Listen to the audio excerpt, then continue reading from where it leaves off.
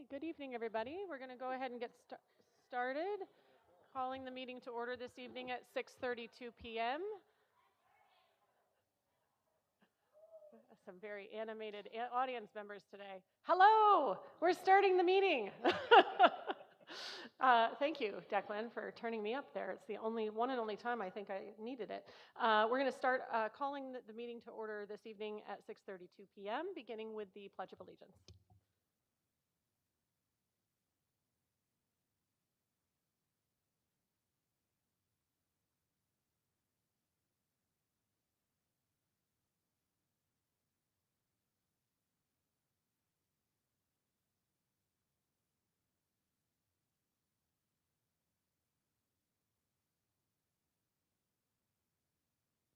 Okay.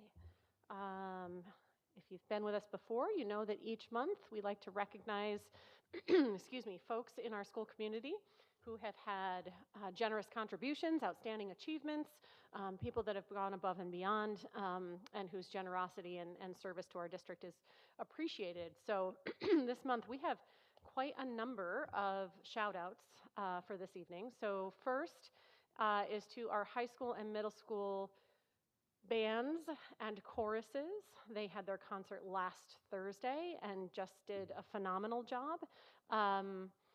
The fifth grade chorus was particularly robust and was impressively strong in their vocals, which was really cool to see. Can't wait for those kids to move up to our middle school chorus and join with the others. And we had some great music and we had a full house, and that was really good to see. And I think Mr. Hopkins said that both bands next year will be 70 people. That's right, he did, yes. So our music program is growing exponentially, and we're really proud of them. We also hosted the Schoharie County School Boards Association dinner here in our gymnasium on Tuesday last week. It was great to have folks from all over the Schoharie County. I know we're not in Schoharie County, and neither is BKW, but we're all sort of comparable districts, and so we come together as our own organization, and we have an annual dinner and meeting. We had a guest speaker, but I think the highlight, at least it was for me, the highlight of the evening was Ms. Rambo's Spanish class, which has a troupe of actors that gave us a demonstration of what they do, extending the Spanish program down into the elementary schools. So this was a group of, I think it was maybe 7 or 8 students. They did a performance of The Ugly Duckling completely in Spanish, and they were just fantastic. So I can only imagine if I were a student in the elementary school and I saw these big kids come in costume, introducing me to a new language. That was really cool. So that was very, very, very, very successful, and we really appreciated. I didn't even know that that was a program, so that was really cool. And also, we had members of our student council ushering folks to where our dinner was being located,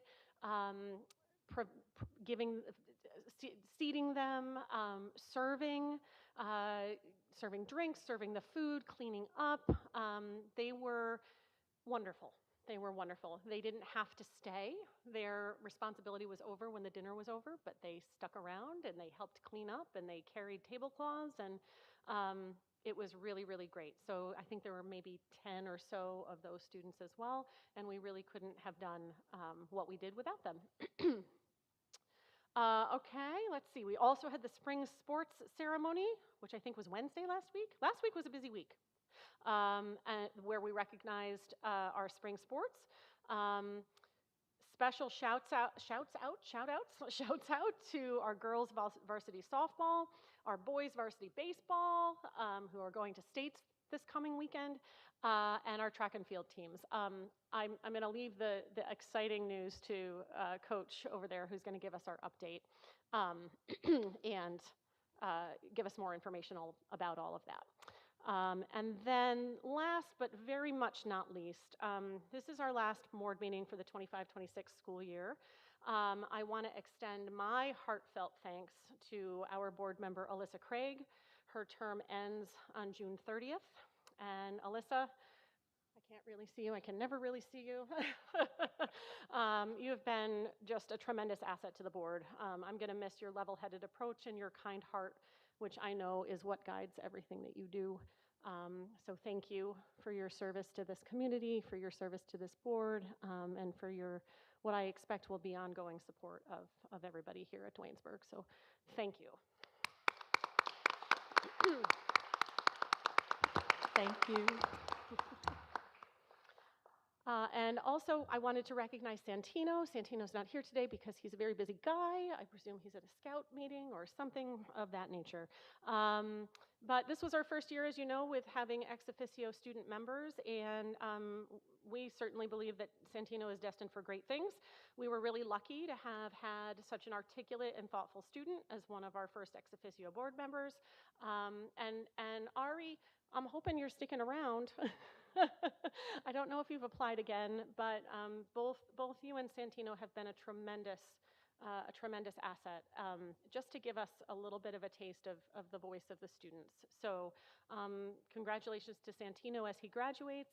Thank you to you for all of the work that you put in this year, all of the meetings that you've attended, on top of all of your other commitments and things that you do. So congratulations, and thank you to our student board members.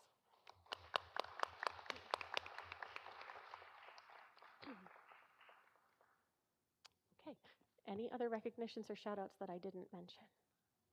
Like you said, it's a Yeah. busy time. Yeah. I do have to say we attended just the standard awards banquet for juniors and seniors. Oh, that's right. And that was an incredible list of just achievements that our students have received, up to and including several that received tens of thousands of dollars to different colleges or trade schools or whatever they need to move on. It's really impressive, sort of, out of the size that we are, the power that we sort of packed on what we were able to set people forward with. It was great.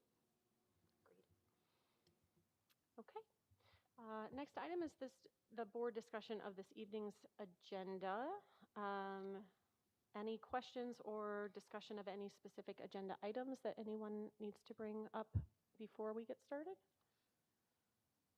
Okay. So then our next item is to acknowledge any agenda changes and to approve this evening's agenda.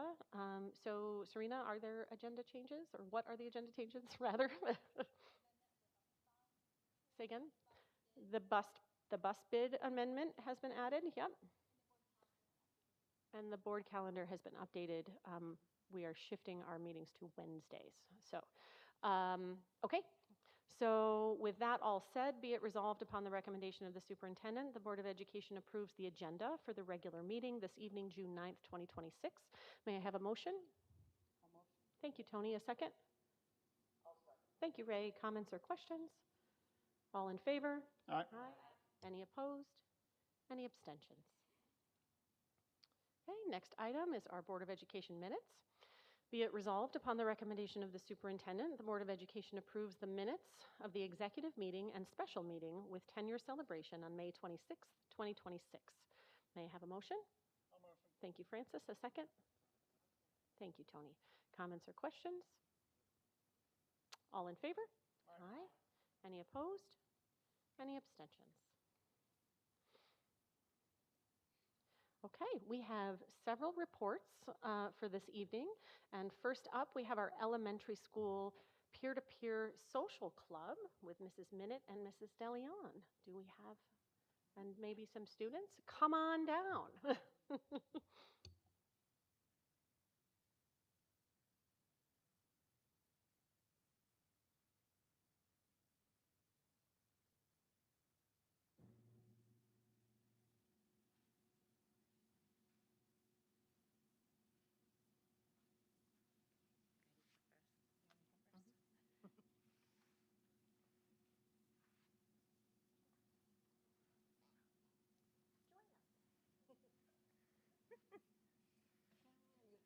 Yeah. All right, so this evening we are presenting the peer-to-peer social skills club, and we have Michelle DeLeon, who co-chairs this with me, and we also have our friend Ronan here. He's been a member of peer-to-peer for 3 years now, right? I think it's been. So he's been around for a while, and at the end of the presentation, he's going to talk a little bit about his experience in peer-to-peer. So do I just click this? Enter. Oh.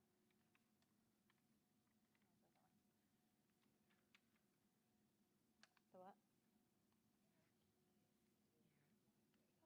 Thank you. Good job. Yeah. Our tech support. Ronan's mom. All right, so first of all, what is peer-to-peer? It's a social skills group for students in the elementary school. A brief history of peer-to-peer at DES. We started this program over 15 years ago, and the reason we started it was we noticed that there was a need and a time and a place to explicitly teach social skills that many of our students were lacking, or that they just needed some more help with, that we didn't have time to do in the classroom. We've helped many students over the years build relationships with their classmates, and we hope to continue doing this in the future. So some of our goals for peer-to-peer are to teach students to understand and manage their emotions, because we all know it can be really hard to do that sometimes.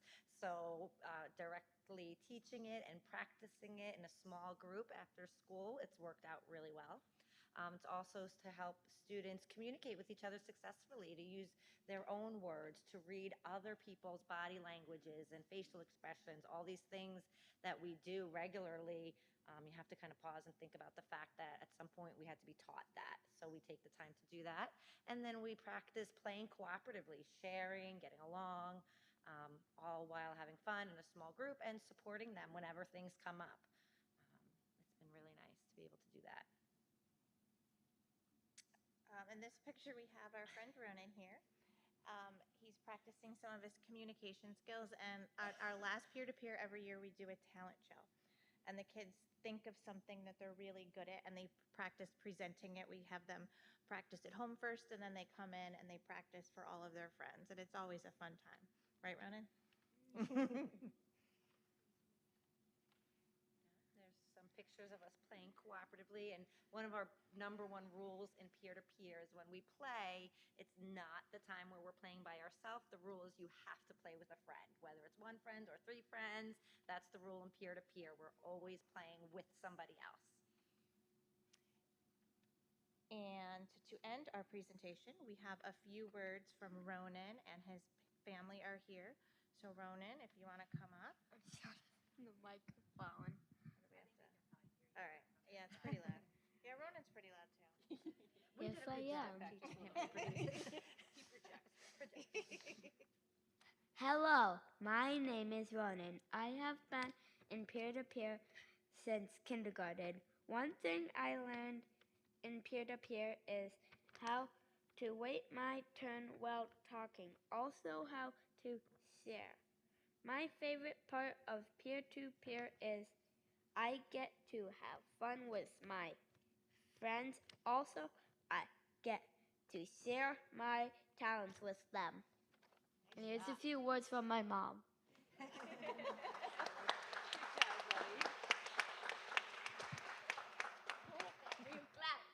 I'm a little taller. Okay. So good evening, and thank you for giving me the opportunity to speak. My name is Liz Fauché, and I am Ronan's mother. I'm here tonight to talk about something that has made a profound difference in my son's life, the peer-to-peer program. My son has been part of this program from kindergarten through second grade, like you just heard. And I wanted to share not just what this program is, but what it means, because for families like mine, it means everything. And I'm going to try not to get emotional. For those who may not be familiar with ADHD, it's more than just difficulty focusing. Many children with ADHD also experience rejection sensitivity and emotional dysregulation. That means they can feel emotions very, very intensely, especially frustration, disappointment, or the feeling of being left out. Social situations can be overwhelming, and building friendships does not come easily. When Ronan was 4 years old, these challenges were very real. He struggled to interact with other children. He didn't always know how to join and play, how to navigate conflict, or how to regulate his emotions when things didn't go as expected. As a parent, it's incredibly hard to watch your child want connection so badly, but not yet have the tools to achieve it. That's where the peer-to-peer program and the wonderful educators at Dwaynesburg Elementary School help to change everything. This program gives kids like my son the opportunity to learn social skills in a supportive, structured, and compassionate environment. It helps them practice communication, build confidence, and maybe most importantly, learn how to handle frustration in a healthy way.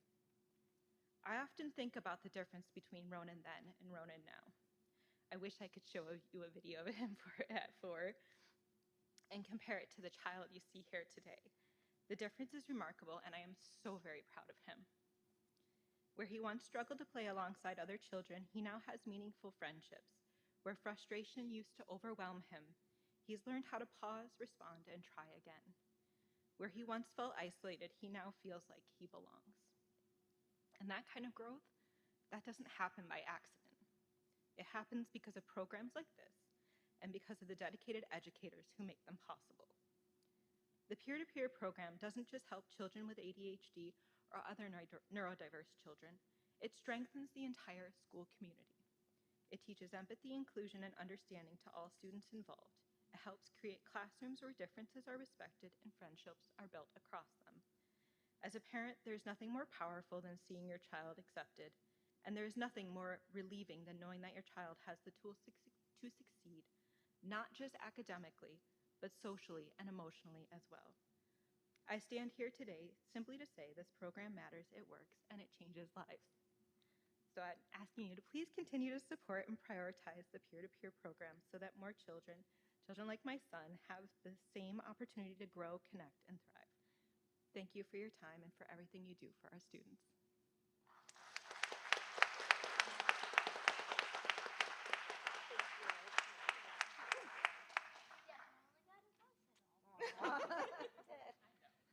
Thank you very, very much. Thank you, Ronan, for an excellent presentation, and for Mrs. Minute and Mrs. DeLeon, and for Ronan's parents. We really appreciate you being here.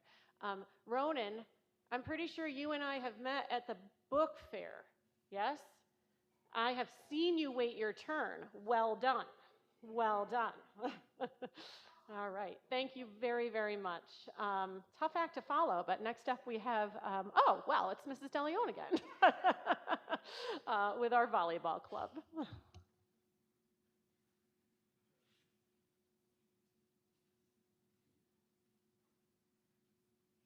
Thank you. Yes, it's me again, but I'm also joined with two of our elementary volleyball club members, Jade and Izzy. So Volleyball Club is a club that we started that is for grades 3rd through 5th grade, and it's for any student that wants to learn to play volleyball. And so we found that by letting them explore the sport in the younger grades, the hope is to encourage them once they get into 6th grade and beyond that they are interested in playing for our high school teams. So there we go. So we introduced them in 3rd and 5th grade to some of the foundational skills that they need to play the game. So we just play lots of different activities and games that teach them how to pass, set, serve, hit, and communicate with their teammates. So we really just play lots of different games that encourage those skills. Also, we have some of our JV and varsity players that have come down to Volleyball Club to work with the girls. So it's really nice that they get to see those older athletes and get to look up to them to know that one day, if they want to, they can be volleyball players just like them. And so now they are here to share some of their experiences. And I apologize because I don't have, oh, there we go, perfect. Excellent. There we go. All right, girls. Hi, I'm Jade. Some skills that I enjoyed learning was how to work together as a team and how to serve, approach, and by passing the ball. Some other games I enjoyed was The keep it up circle passing game. the communicating keep it up circle passing game.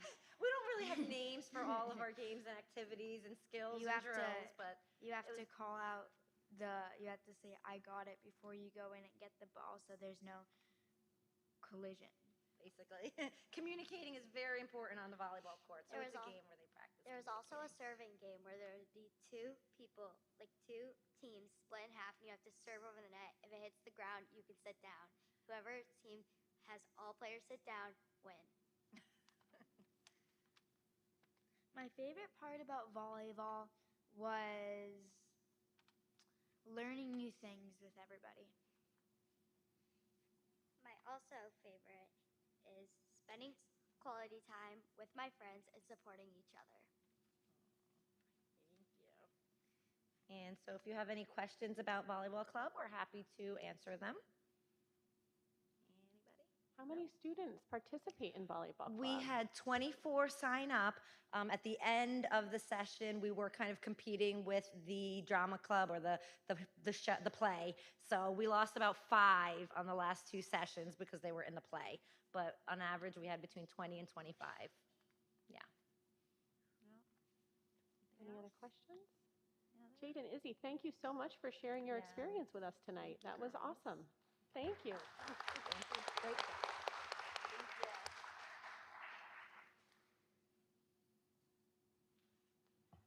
Okay. Next up, we have Coach Simpson with our spring sports recap. This is a big one. So, as some of the athletes are coming up, just overall participation, we had 9 total teams, 3 mods, 1 JV, 5 varsity. And even with the spring sports kind of being, in terms of teams, one of our smallest ones, 113 total student athletes, which is a big percentage of the school. We had the one merged team, which was varsity lacrosse, which was with Mohan, Shalmont, Schenectady, and Duanesburg. And then the scholar athletes, which means the team had an average over 90%, 4 out of the 5 had that. And next week on Tuesday, we have our big end of year celebration for athletics with scholar athletes. So all of the kids who have 90% or higher averages through the sports get the pin.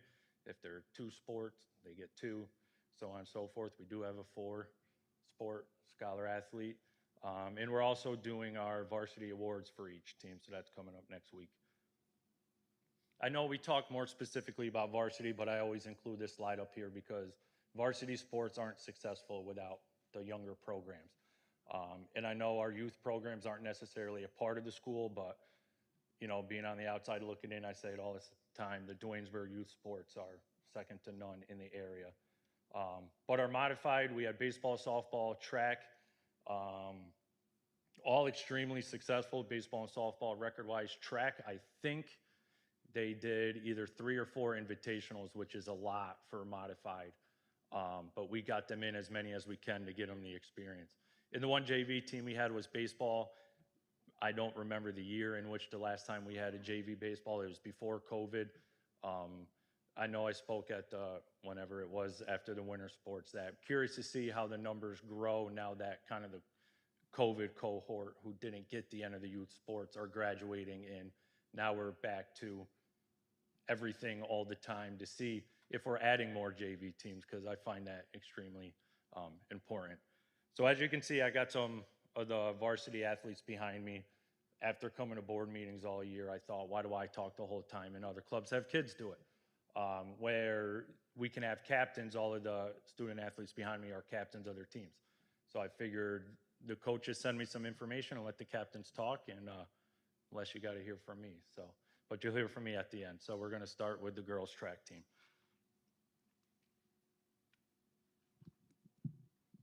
Hi, everybody. I'm Stella Hyde. I'm a senior and a captain on the girls' track team. And I'm here with Olivia Campbell, who's a junior and also a captain. This year we had a really strong team. We were the WAC Blue Division champions, and a lot of our athletes came within tenths of seconds to state times, and also a lot of us went to state quals the past weekend. In WAC and in sectionals, the girls' team placed 6th overall, and we had Stella Lakeland finished 3rd in state qualifiers, and we also had the girls 4x8 team go to state quals. and our WAC All-Stars from this year were Stella, me, and Lakeland. All right, my name is Nathaniel Lind. I was captain on the boys track team. So for the boys track team, we were WAC Blue Division champions. So it's about 3 or 4 other teams in the WAC that are our size, and we had a meet and we ended up winning that one. And then in the WAC championship, which is the entire WAC, we got 7th. But then at sectionals, which is schools that are only our size, we got 4th. So that was really cool. And then WAC All Stars was me and Drew. And then for state qualifiers, we had the 4x8 go. So that was me, Bryce, Declan, and Evan. And we actually ended up winning sectionals. And then we also had Drew go in the 400, and then Cody for the high jump. And then, so like I said, the 4x8 won sectionals, and then I ended up winning the 3200. And it's not on here, but I think for the 4x8, we got, I want to say maybe 7th at state quals. I got 2nd in the 2 mile, and then 2nd in the 16. And then something that's not up here is it was an incredibly young team. So it was basically all 8th graders and then seniors. So the only senior, or the only kid who wasn't a senior or an 8th grader, was Drew. So in the beginning, it was kind of weird because it was just like a bunch of 8th graders and seniors. But as the season went on, we all got to know everyone really well, and we really came together as a team, which was super cool to see as a captain. And I thought that was really cool.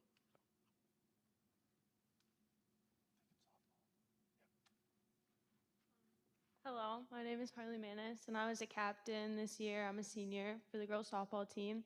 So we had a very impressive season.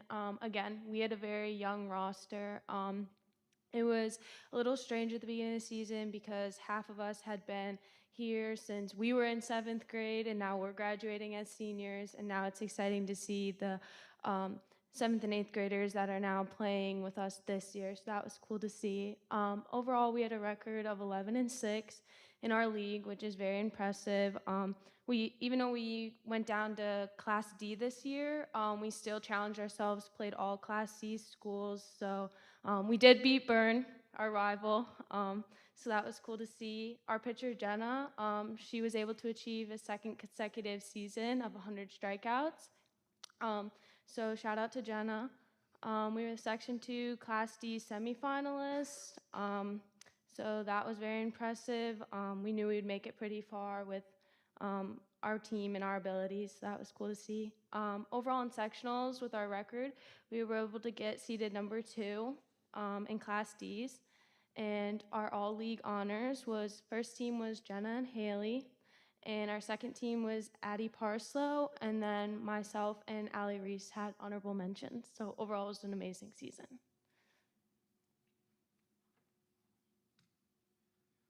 All right, my name's Colin Lassier. I'm a junior on the baseball team, and this year has been crazy so far. We finished with 8-3 in the league. In the blue division, we were champions. We won the Section 2 championship in a 11-inning marathon. That was crazy. We were regional champions on Saturday this last weekend, 1-0. And then our individual honors was our division, the blue division, was Calvin, Logan, and Aiden. And then the WAC Section 2 All-Stars was me and JJ. And then I won co-player of the year for our league. This, what is it, Friday? Our game on Friday? Yeah. This Friday we play in states. I hope you know that. Yeah. It's in Binghamton. We play against a team from Long Island, so that'll be good. But it's been a great year, and it's not on here, but I think this is the first time the baseball team has ever made it or ever won regionals in the history of the program. So it's just been a great year. Just to go back to softball real quick, where it says they were Class D semifinalists, the team that beat them is heading to the state Final Four. So they got beat by a state championship team, and they gave it their all. I'll go back to baseball in a second, but we also had lacrosse. The Guidels are at practice tonight. You guys know we approved that merger a couple months ago between the 4 schools. They finished with a record of 4-12. I know in terms of overall that may not look impressive, but I can tell you trying to juggle 4 schools on one team, I'm glad I'm not the coach. But that's a lot to deal with, and they're going against the Shens and the big schools because you put all their beds numbers together, it's where you're going to be placed. But even with that, our 2 players were studs. Nate was one of the team captains as only a 10th grader. He led the team in goals, 36 goals in 16 games is extremely impressive, and same with 25 assists in 16 games. And Jack, as an 8th grader, was the goalie, and he led the league in saves as an 8th grader. So our 2 boys were extremely impressive and successful in that merger. So that's it in terms of the varsity sports. Now, Colin, very excited. Yes, the baseball team is heading on the States Friday. I know Kim has been in touch with everybody. Kim and I were on the phone half the day on Sunday, just laid down to take a nap, and I got an email from the state saying your hotel reservations are due tonight by 6 on a Sunday. We don't leave till, we thought Friday, now Thursday. So there's a lot of moving pieces. Found a bus today. I mean, I was even on the phone with wedding venues trying to get buses. It's been wild, but the support you guys have shown, Kim, administrators, board, to make this possible is amazing. And we'll get the team together, come thank you, but they're really focused right now on getting there. So overall, just thank you for the support for all of that. And we know no matter what team it was, it would have been the same. And as Colin said, first time program history. We have a lot of great young talent. I don't think this is going to be the last time in terms of how long it's going to take again, but we have it there. So with that said, do we have any questions? First off, congratulations to everybody. It's all awesome. Fantastic. Colin, what did you think about walking through the elementary school? Yeah, it was pretty cool. You could see they all enjoyed it. It was definitely a good time. It was good for them, for sure. That's awesome. Yeah. Is that something we've ever done before with championship teams? Okay, Yeah, cool. I remember the girls' basketball team did it 3 years ago, I think now. I don't remember the year, but yeah. Awesome. Yep, it's something when we were planning this, because we have had other state, runners and things, and when we started to try to plan this, when Jody and I sat down, we said we should really come up with not necessarily a policy, but however we want to word it of every time this happens, this is what we're going to do as a district, so that way it doesn't slip the mind, and teachers and everybody knows when we have a team, runner, whatever wrestler the sport is, we know when it's a state athlete team, this is what we're going to do. Because it was cool. I mean, high schoolers are high schoolers. I teach them. I know their personalities. They're out there kind of clapping. But you get to that elementary school, and they are as excited because these are pros. These are pro players for those little kids. And then shout out to all the fire departments, police, everybody that welcomed them back. We worked on that through the week, but a lot of phone tag on the drive back trying to coordinate ETAs. They have to stop to go to the bathroom after eating Chick-fil-A, so they had to stop. But we're factoring their ETA is now this, that, the other thing. So it's been pretty cool. The community, everybody's been awesome. That's fantastic. Yes. And I have one other question for Nathaniel. Did you replace your father on the wall in the gym?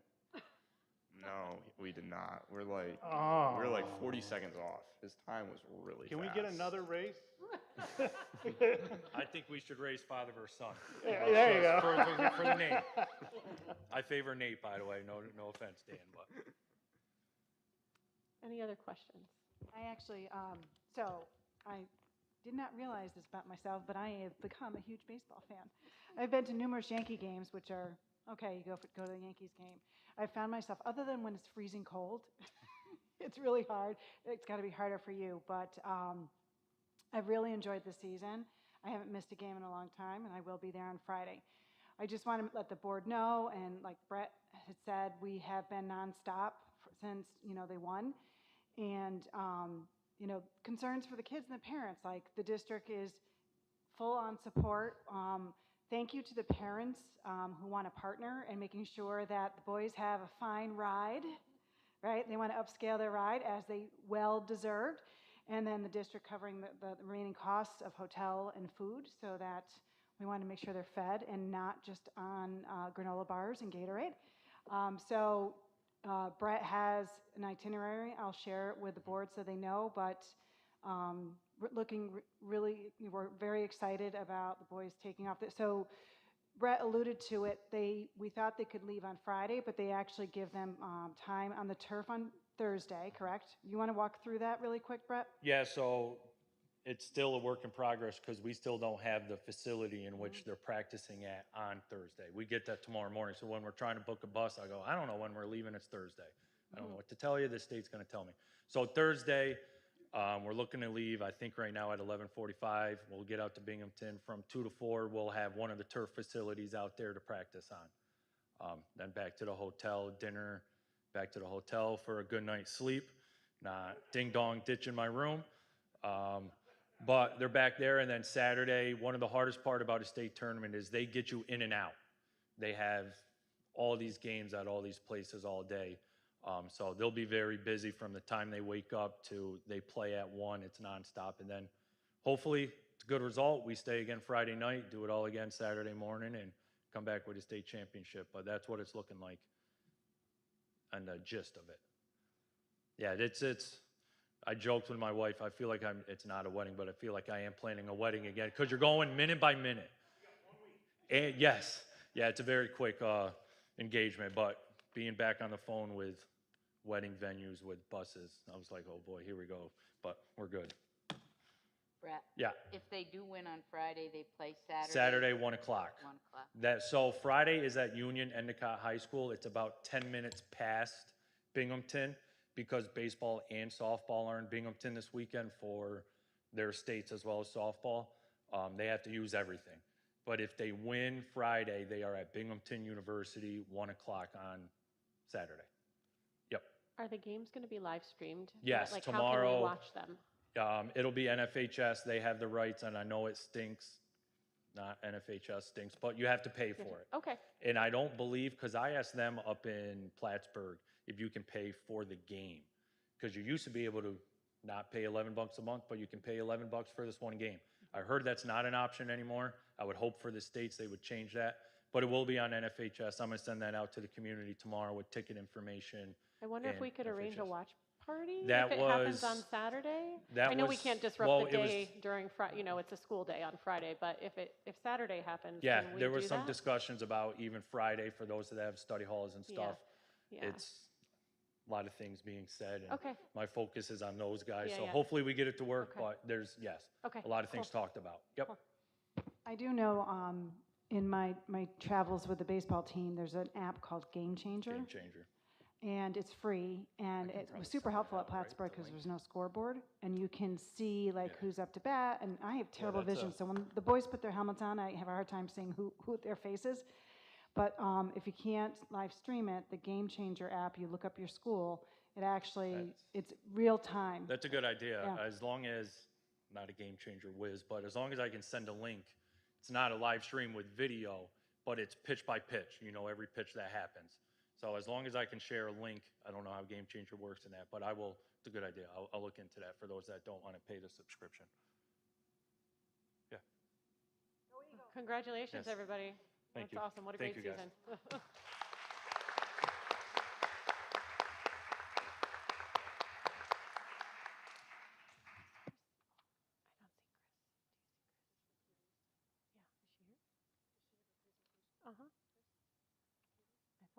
Yes. Okay. Next up, we had the Hall of Fame. There she is. There were people in front of you, Chris, and I couldn't see you. So Chris Lukides is going to talk with us about Hall of Fame nominations.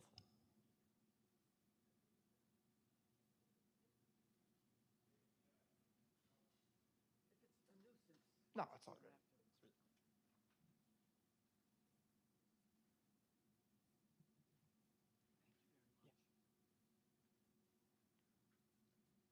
Hello, everybody. My name is Chris Lukides, and I'm here to talk about the Duanesburg Hall of Fame. And I just want to say, with these presentations that start the meeting, where you have these very self-possessed young people and these teachers leading them and these coaches coaching them, this is where this Hall of Fame really starts. It's right here in the building. And we have formed this committee to acknowledge the really talent and greatness that exists in this school. So I will begin now just to describe the nomination process for the Hall of Fame. For the past few years, the board names the inductees to the Hall of Fame at the start of the September meeting. It's a celebration of the contributions of alumni and staff and a very positive start to the school year. And again, we just see that all the time here at these meetings.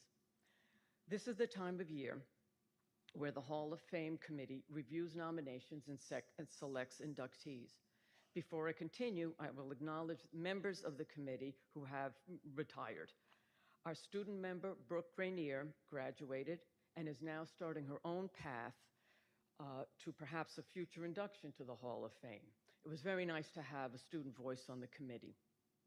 Also retiring are Tony Amorosi and Lou DeFilippo, two people who embody the term institutional knowledge.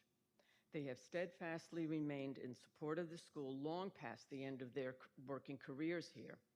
Their insights and contributions to the formation of this committee were invaluable. Thank you to both Tony and Lou for your time with the Hall of Fame committee and for all of your contributions to this school, and for your truly entertaining history lessons of the school and community. The committee now consists of Chris Wyansky, former teacher, Francis Spohr, and myself. Student members are always welcome. And now for the nomination process. The Hall of Fame site is right down here on the home page. You click on that, and then you click on the Hall of Fame. Oops. And then if you, over here is nominations.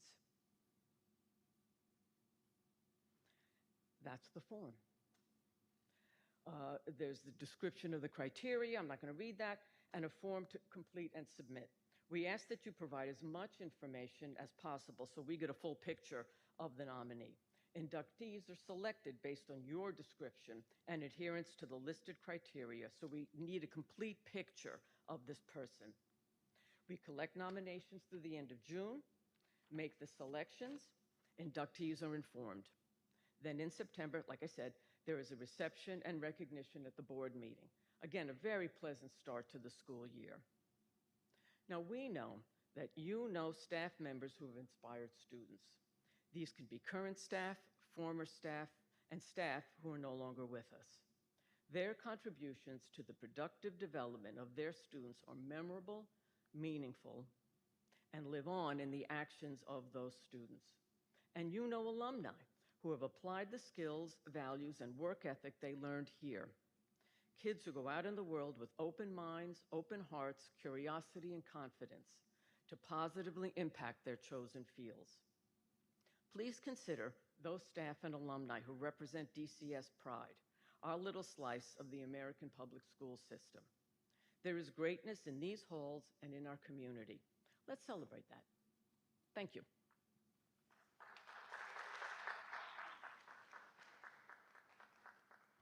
Thank you, Chris. Any questions for Chris before she? Okay, all right, all set with that. Next up, we have our student board member report, so I will hand it over to Ari. Hello. Is it not on? Okay, I can't tell. I won't keep you for too long because we've heard many reports and they basically stole all my thunder of anything I would want to say.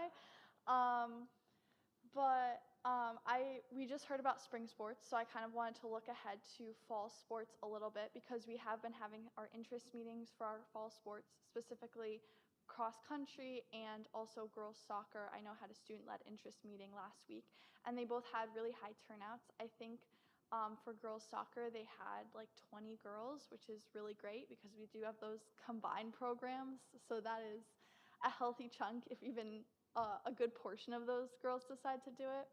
And for cross country, I think we had 10 or 11 people there as well. So it's good kind of looking forward to see how our fall sports teams can be shaping up. Also, between our last meeting and now, there was the BOCES National Signing Day, which you might have seen on the school website or on Facebook. We had two or three students from Dwaynesburg, I don't know the exact number, who signed with different companies to end their BOCES careers. Oh, I only saw the ones that were on the school website. I'm sorry. Yeah, I bet because, but it's great to see people from Dwaynesburg succeeding in all different fields and how their BOCES educations have prepared them for their careers. The clubs have also been busy wrapping up their seasons and their service projects for the year. So for NHS, just last week, we painted room numbers for fire drills in the lower parking lot. I think the upper parking lot is happening this week or next week as well, because if you don't know, when we have our fire drills, we have numbers on the pavement in the parking lots for where each school lines up, but they were so faded that no one could see them. So our fire drills just became like fire blobs, which is probably like super safe and great. But now we have nice new numbers, so that is really great. And the junior class is gearing up for senior year. We designed our senior shirts. We had really good turnout, the budget barbecue. I know a lot of people who are here were there, so thank you if you bought barbecue for supporting us. And we're gearing up and getting ready for a really exciting senior year. And the last thing I want to touch on is cell phones. My favorite topic of conversation always, but I thought it was important to mention because as the school year wraps up, especially with post-AP testing in AP classes, we have kind of had issues with the teachers and the students both kind of just being like, well, it's June. And that can just make it challenging for everyone because then it's like the rules are not being enforced consistently and it's the end of the school year and everyone's running on fumes, and I understand that, but it's just something to take note of, especially as we head into next year, because it can be kind of like a shock, because if the rules aren't being enforced as consistently for like the months leading up to summer, and then there's summer and then it's back to school, that's when I think sometimes you can have a little bit of like crazy at the beginning of the school year, which is crazy already. So that's all I have today, but yeah, thank you. And thank you for having me this year. It's been really fun. I don't know if I will be back next year, but I hope so. I would really love to be. So thank you.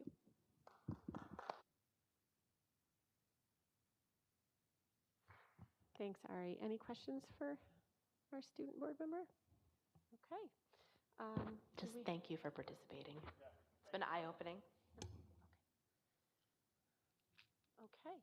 Our next segment is for public comment. We do have a sign-in, and I don't have anyone who indicated that they wished to speak, but before I move past that item on the agenda, is there anyone who had wished to speak but didn't sign in? Okay, I'll pass this back to you. All right, so next up we have our superintendent's report.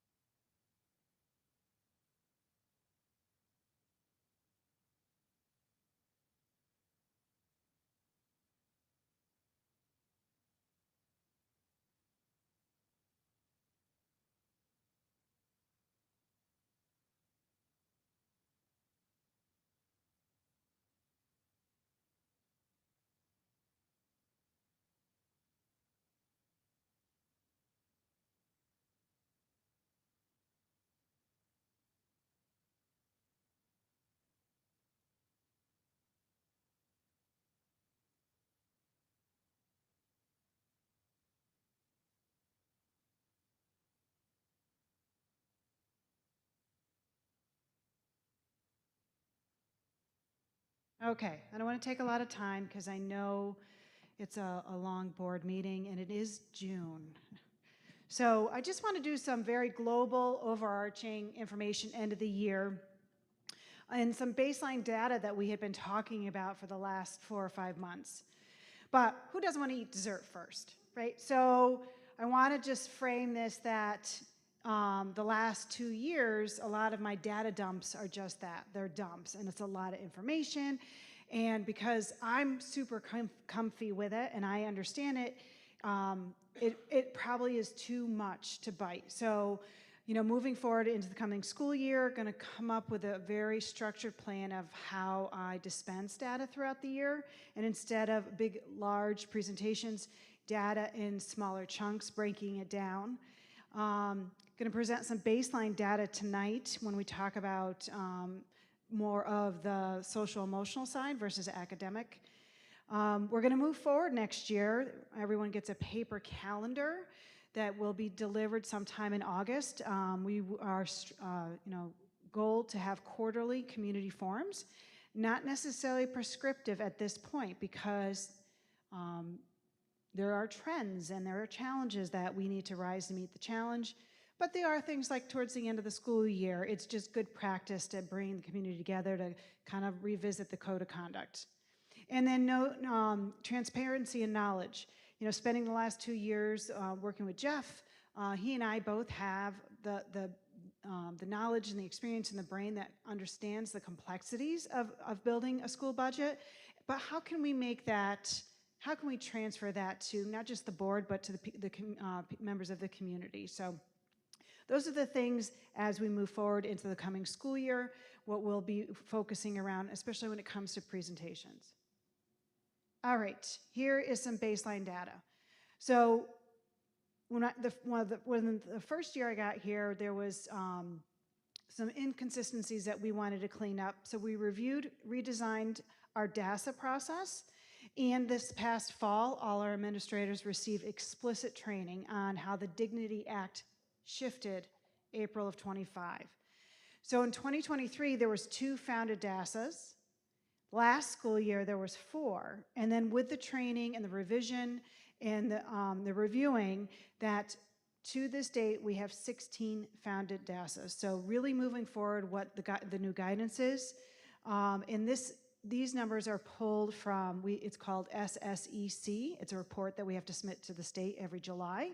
And it's usually SSEC 5A infraction, which is intimidation, or there's another for threats. And those usually fall in the same buckets within the Dignity Act. So as we move forward and look and monitor our behavioral or MTSS social emotional data, these are our starting points. Here's interesting. I know Dr. Tim Peterson talked about as we start consistently enforcing the code of conduct, we're going to see an uptick.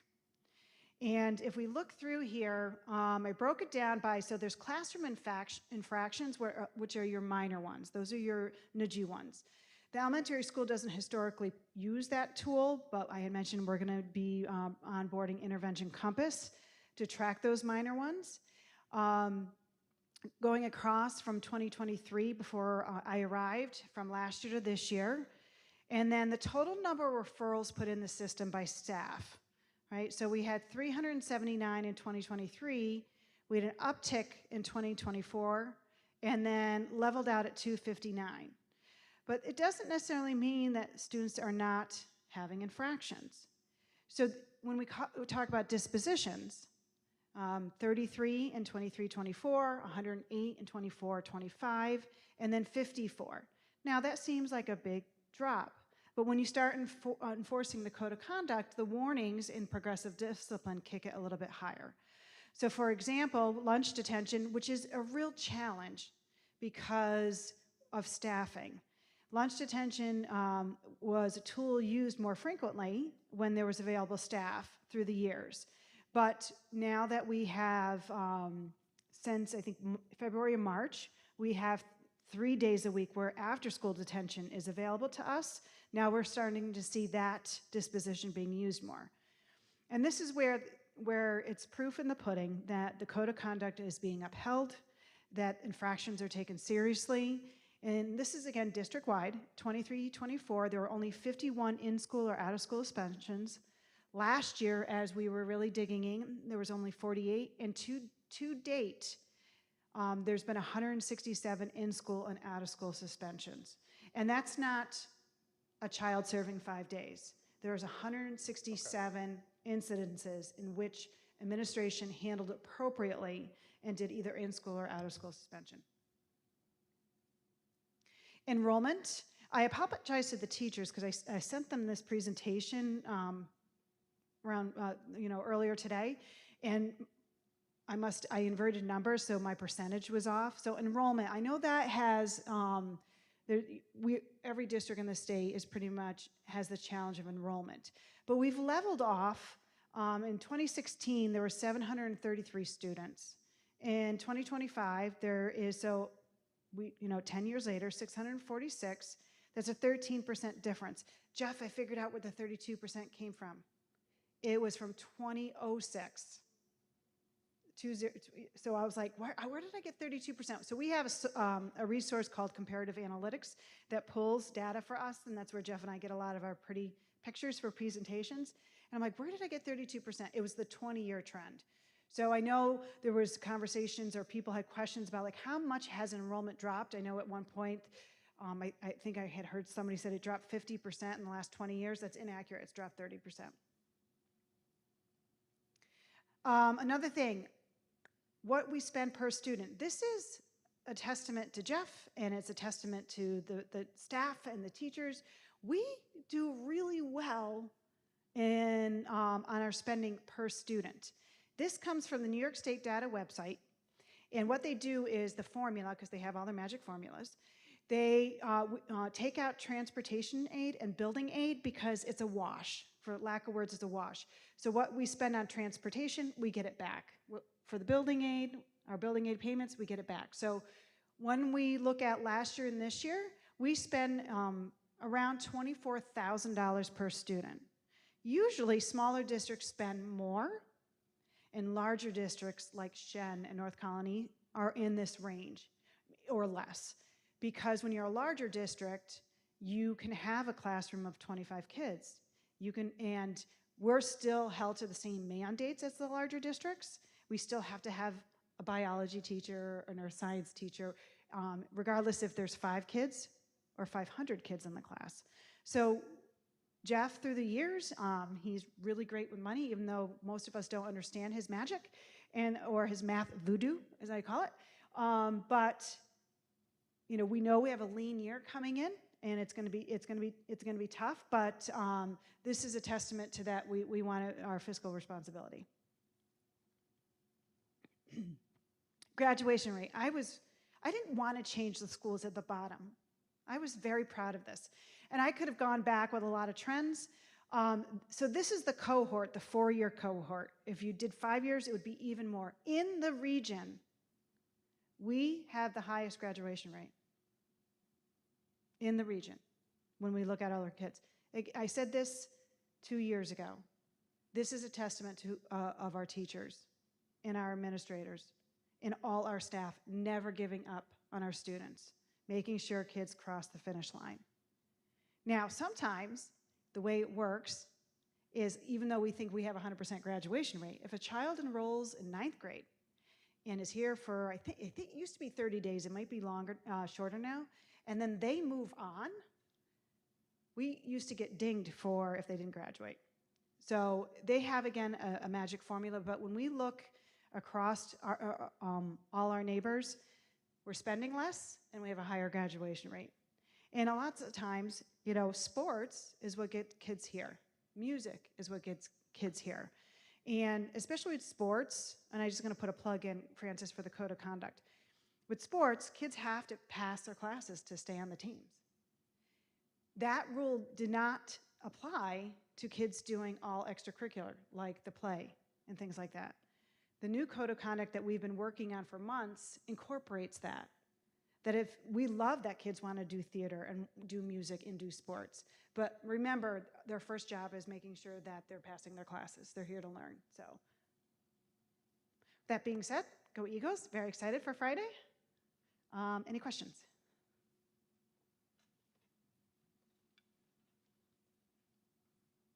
Okay. Thanks, Declan. All right, next up we have Assistant Superintendent of Management Services. I'll make it quick. I don't even need to go up to the podium tonight. So I just want to thank the community for the support on the budget. Both the budget and the proposition for the bus is passed. 61% of the votes were yes votes. So I just want to give a shout out to the community for coming out to vote and support. And then also tonight to the board, you will see on the agenda the acceptance of a bid that we had received 3 bids today from different dealerships for the Suburban that we had passed originally in January, and Chevrolet was unable to manufacture that Suburban because they don't want to make yellow Suburbans. So we're gonna get we were able to find a white one already in stock. So we'll actually be once we accept this, we'll send them a PO. We should be getting that probably in the next few days or within the next week or 2. And it looks like it's like $70 difference? Yeah, $68, yeah. Okay. Yeah, so. Good work. From January to January to now, it wasn't too bad. That is less than a tank of gas. Yeah. Well done. Well, that's why we went back out. So I put another bid out just for various colors because we do have a silver Suburban right now, and figured we'll take anything except for black Suburban because I don't think we need a dark vehicle. I still want to put a giant eagle on the hood. A Can giant we do eagle. that? Yeah, or on the side. Yeah. You don't have to wrap the whole thing, but like on the side. Okay. Thanks, Jeff. Any other questions? Okay. Great. Next up, we have CJ here with our capital project report.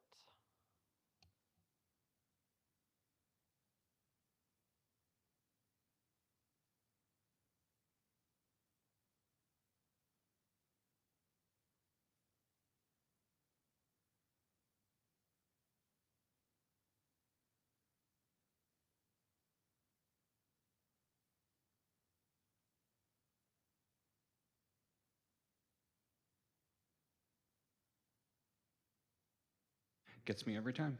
Good evening, everybody. So a quick update on the capital project. Phase 1, the elementary roof, they've completed the siding.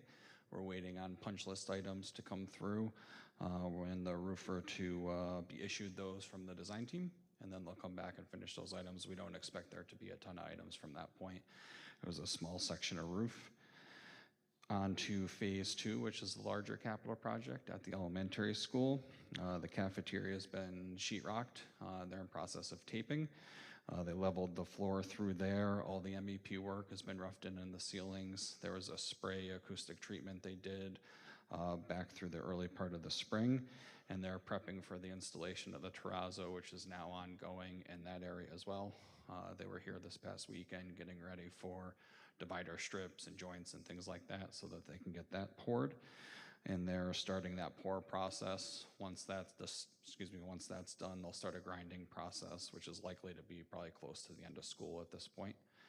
And then they will, from there, circle back to the elementary corridor in the 300 swing, and they'll do that terrazzo down that corridor.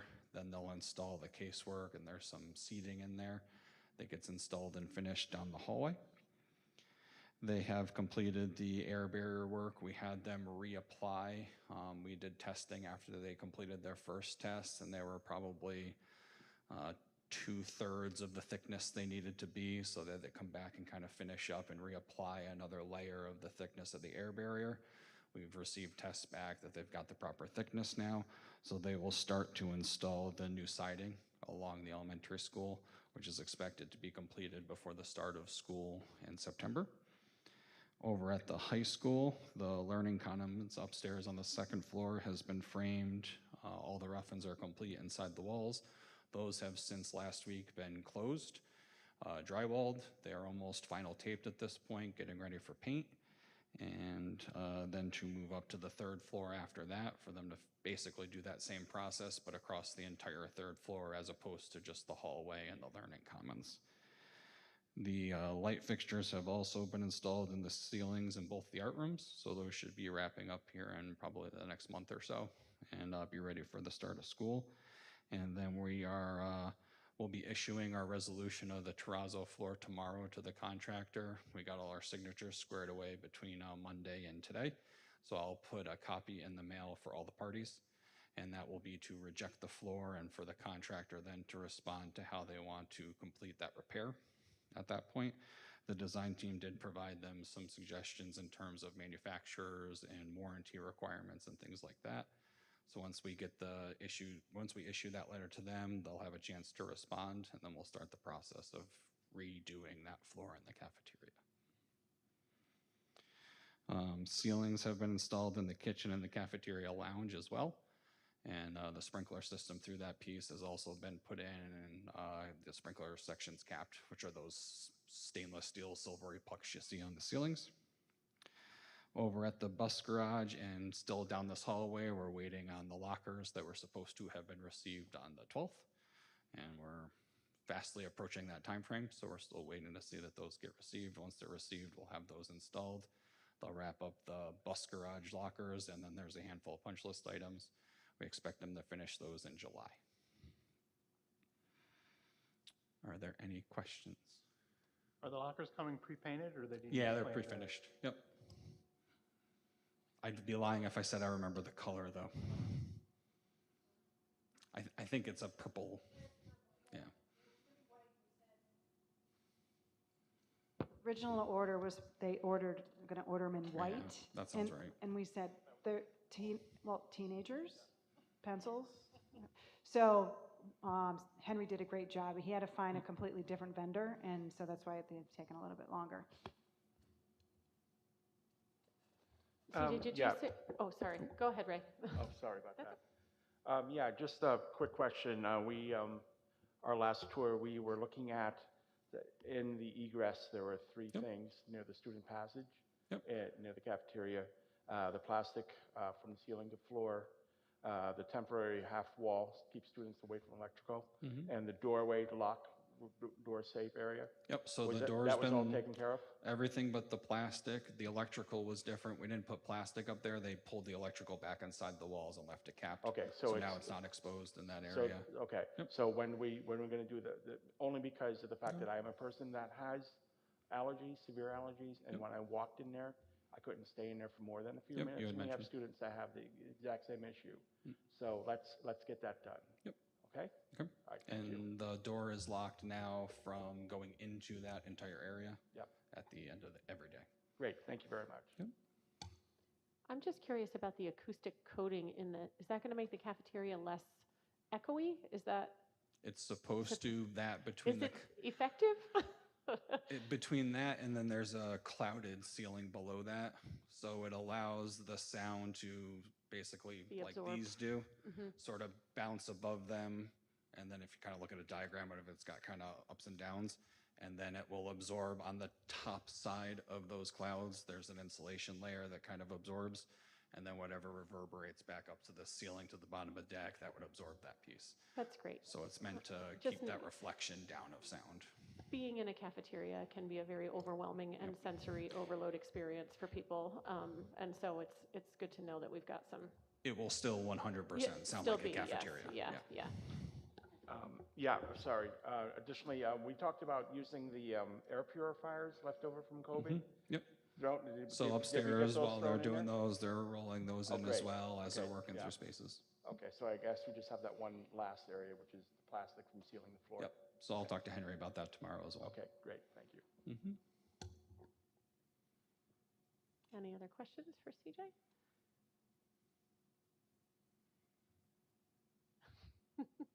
If it comes to you, Tony, you can come back to it. Okay.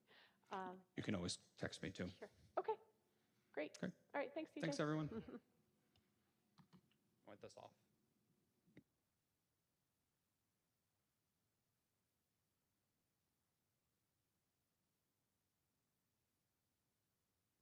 Okay. We're going to move on to our financial items. We have a lot of financial items this evening, so I have broken them into sections. So Serena, I wrote it all down for myself, so if you need me to give you what I wrote down, I can certainly do that. So I'm going to start with the first chunk of these. So financial items, be it resolved based upon the recommendation of the superintendent that the Duanesburg Board of Education approves financial items 9.01 through 9.15, which include regular financial reports and external agency agreements. May I have a motion? I'll motion. Thank you, Alyssa. A second? I'll second. Thank you, Francis. Comments or questions? I just wanted to draw everyone's attention to the football agreement because it says it's for BKW. That's for this academic year that we're currently in, which for some reason happens often that we don't end up approving all of these things until midway or towards the end of the year. But it is not the next year, which is when we will initiate our merger with Shellmont. Right? Am I correct in that? Okay. Any other comments or questions on any of those items? Okay. All in favor? Aye. Any opposed? Any abstentions? Okay. Next up, be it resolved based on the recommendation of the superintendent that the Duanesburg Board of Education approves financial items 9.16 through 9.18, which include memorandums for updates to in-district contracts. May I have a motion? Thank you, Tony. A second? Thank you, Michael. Comments or questions on those three items? Okay. All in favor? Aye. Any opposed? Any abstentions? Okay, next item, financial item 9.19, be it resolved, the Board of Education of the Duanesburg Central School District approve the addendum to the employment agreement of the Superintendent of Schools, Kimberly Ross. May I have a motion? Thank you, Francis. A second? I'll second. Thank you, Ray. Comments or questions? I will make a brief comment that the board is voting on a one-year extension to the superintendent contract, which will change the end of her contract date from June 30th, 2027 to June 30th, 2028.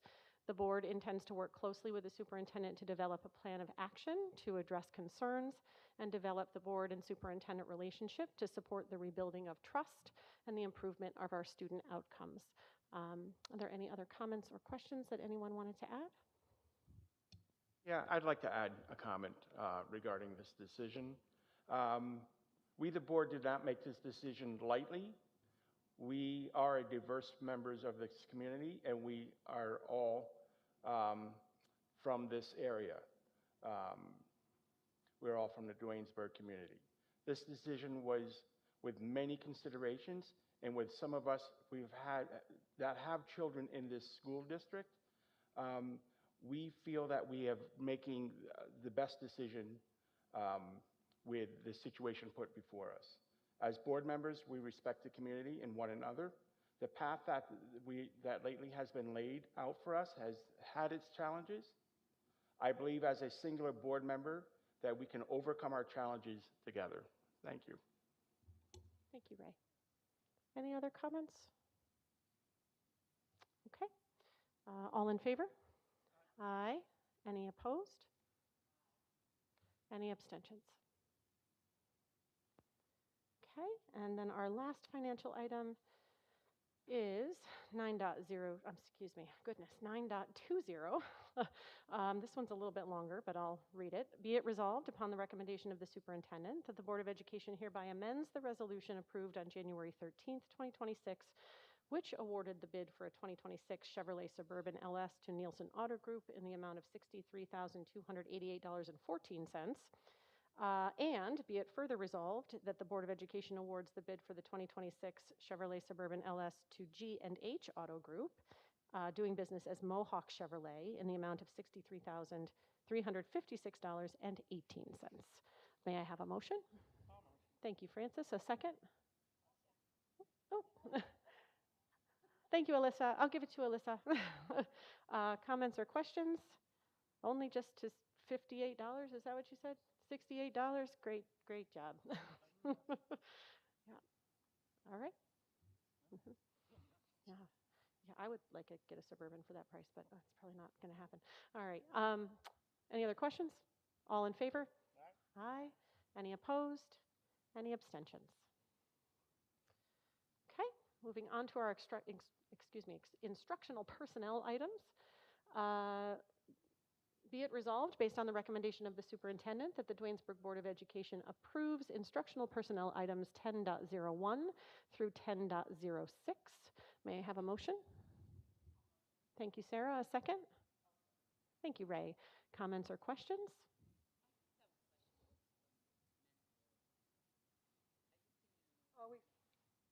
She was meant to be put on in the beginning of the year when we have new employees. We're required to mentor them, and it was an oversight. So we want to make sure, because we have to pay her, that she is officially appointed. Yeah. She was Yeah, the she whole was, time, yeah. But we will at our next. It was probably, if I remember correctly, it Say was again? Oh, I for the see. new Okay. employees. I think it was somebody who came mid-year. Yes, it was someone we employed mid-year, and we forgot to assign her a mentor, even though she's been mentored. Good. I'll just say thank you to those who are leaving the district for their time and their service to our students and our community. We appreciate them, and we'll miss having them here. Absolutely. Best of luck moving forward. Any other questions or comments? All in favor? Aye.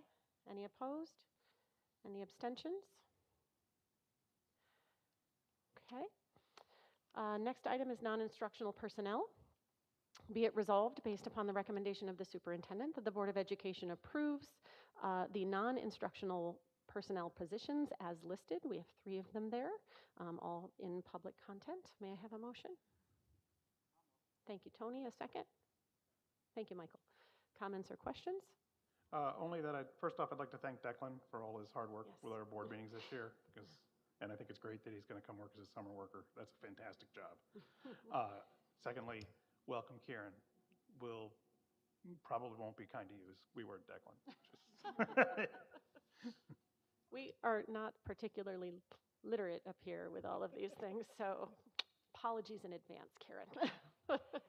Yeah, so again, thank you, Declan. It's been a pleasure getting to know you, and I'm excited. I don't know if he's going to do summer cleaning this year. No, he's not, right? Oh, you summer cleaning? Oh, okay. I thought you were kind of phasing out. Just really quick so you know, because you'll probably see it next month, Alicia Carpenter is a part-time cleaner. And if you recall, when Jeff was budgeting, he was going to move that to a full-time. She's going to accept the full-time position. So come our July meeting, she will now become our full-time cleaner. So, any other comments or questions? All in favor? Aye. Any opposed? Any abstentions? Okay. Next up, we have our resolutions with regard to our budget vote. Oh, I'm sorry. You're right. I skipped one. Thank you. CSE and CPSE minutes to accept. Be it resolved, based upon the recommendation of the superintendent, that the Board of Education hereby approves the CSE and CPSE minutes from the meetings held on February 25th, March 9th, April 27th, and 30th, May 1st, 4th, 5th, 6th, 8th, 11th, 12th, 13th, 15th, 19th, 20th, 26th, and 28th, and June 1st, 2nd, and 3rd, 2026. May I have a motion? Thank you, Francis. A second? Thank you, Alyssa. Comments or questions? I'd just like to say what I say at every meeting, and today we had the peer group that sort of echoes that, of sort of the social emotional support and the special education support that we give our students all the way through is just amazing. And it's always incredible how they all get such individualized attention on everything. It's great. Thank you. Any other comments or questions? All in favor? Aye. Any opposed? Any abstentions? Okay. Now, I'm going to move on to the resolutions with regard to our budget vote. I will do them separately, or should I do them all at once? I can do them all at once? Okay. So, be it resolved that recommendation that the Duanesburg Board of Education accept Budget vote items 13.01 through 13.03, which include the Board of Education candidate votes, the budget, the budget passing, and the bus purchase passing. May I have a motion? Motion? Yeah. Thank you, Ray. Yeah. A second? Thank you, Sarah. Sorry. Sorry. The discussion is, can Tony vote? But she can. She can. All right. Ray and Sarah, yes, right? I've got them. All right. Comments or questions? Congratulations to Tony. I see Craig out there. Congratulations to you. Welcome. All in favor? Aye. Aye. Any opposed? Any abstentions? Okay. I am going to do these next two separately just because they're completely different from each other. So 14.01 is to approve the 26-27 Board of Education meeting calendar. Be it resolved upon the recommendation of the superintendent that the Board of Education of the Duanesburg Central School District hereby approves the Board of Education meeting calendar as it is presented. May I have a motion? I'll motion. Thank you, Francis. A second? Thank you, Tony. Comments or questions? Just a heads up, like Melissa mentioned earlier, we're going to move meetings till Wednesday next year, just to try to create some different space in the calendar. Except for the budget vote has to be the Tuesday, and meet the candidates is on a Tuesday. Okay. Okay. Always one that's weird. Yeah. Yes. Yes. Yes. So we're required to have some of those meetings and things on particular dates. So that's when those will be, but the rest will be on Wednesdays. Any other comments or questions? Okay. All in favor? Aye. Any opposed? Any abstentions? Abstentions. Okay. Whew, goodness. All right. Next up is approved tip-off basketball tournament. Be it resolved, based upon the recommendation of the superintendent, the Board of Education approves the tip-off basketball tournament that will take place on November 27th and November 28th, 2026. May I have a motion? Thank you, Tony. A second?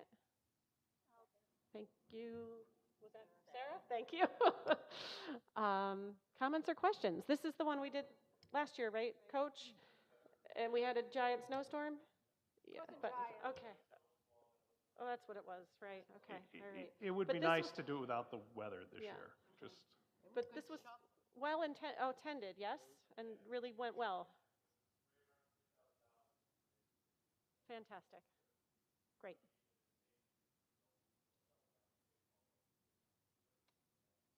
Absolutely. Great. Thank you for that extra information. Any other comments? Questions? Just really quick, there's the Booster Club fundraiser this Saturday as well. What are you doing? A Booster Club, yeah. Can we do that in information? Hold on. Oh. Let's come back. Let's come back to that. I'll do it in informational. Okay.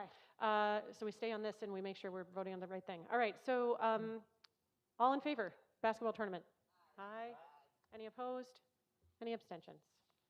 Okay. Informational. I'm going to start with Booster Club. Whether you wanted to or not.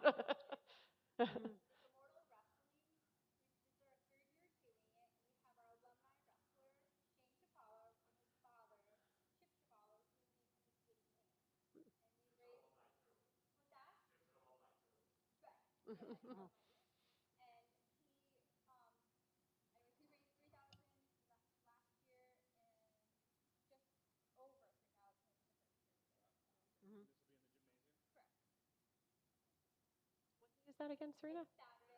What time?